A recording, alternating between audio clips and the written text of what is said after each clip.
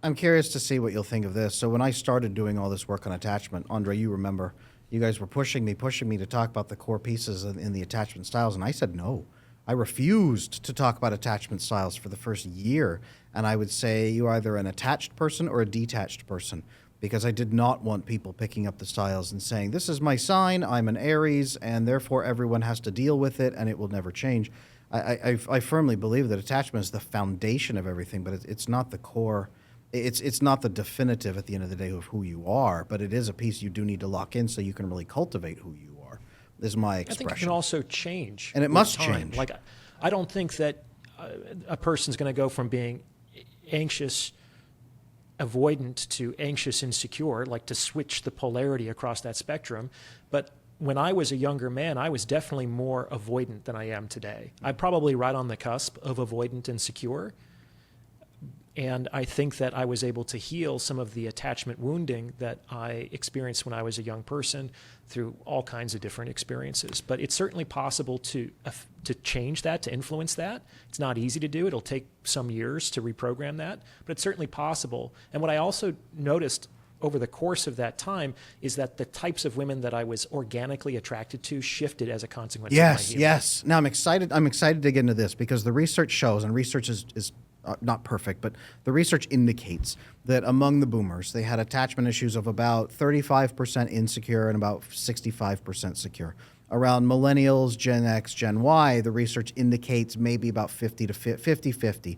And now the research is more indicating about a 65% insecure rate among Gen Z and a 35% secure rate. Now, again, you know as well as I do, populations are not perfect, but it appears to be showing us that the attachment issues are increasing as society is breaking down, as families are separating, as we're seeing those core pockets and the safety nets deteriorating. Families are not forming secure attachments with children. Then we're seeing that echo across into dopamine-seeking behaviors, safety-seeking behaviors. I'm wondering, my thought on this, I'd love professional to professional to get your thought on this. It seems like that breakdown and that insecurity is leading a shift in the value that we are seeking in partners out in the world, where it's more high-value men will bring money and safety, and there is nothing else that high-value men can bring in some women. And men are saying high-value women will bring fertility, they will bring sex, and that's about all that they can really offer. I'm wondering if that's leading a lot of that breakdown between male and female value separation. What do you think there? I wonder, it's certainly possible that the distribution of attachment styles will shift from generation to generation.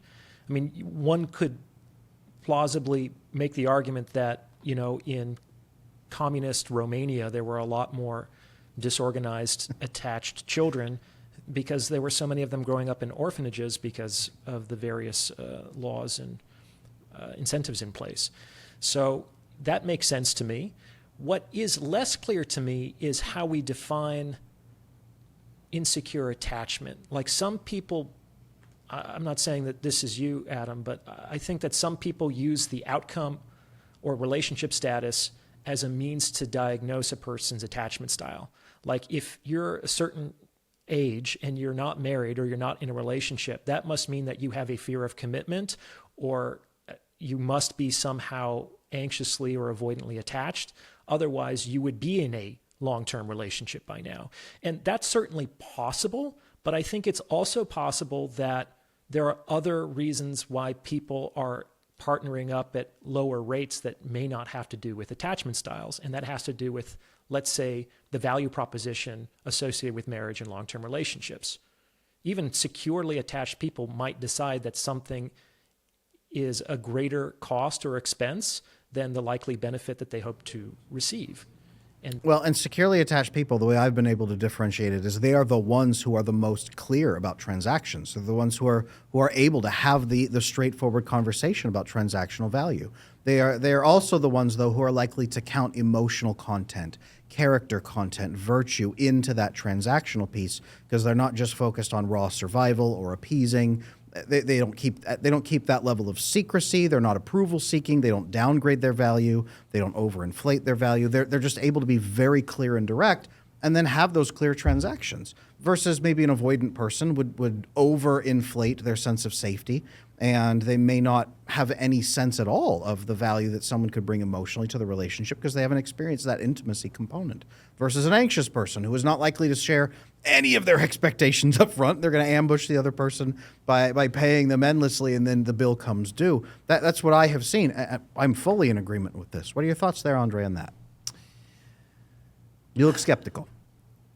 Go for it. I look skeptical because ultimately I think it kind of comes down back to this idea of what is it that we value, right? And I think there is a point, absolutely, that comes in a relationship when a person becomes securely attached and they make a bond with another partner, at which point they become bonded for life. At which point where many, many things can happen, and even the worst case scenario of illness or death, when the other person's value completely diminishes, they will never leave. Like, there is almost like a switch that happens. It doesn't happen with everybody. It doesn't happen in all marriages, unfortunately.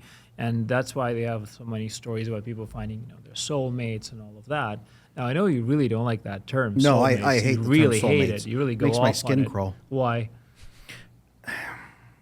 The idea that there is one and only one person out there who is able to somehow magically click in with you and they will fulfill every single need you have and you simply have to find them has been the backbone of so much excuse to break up families, right? To go out and do destructive things.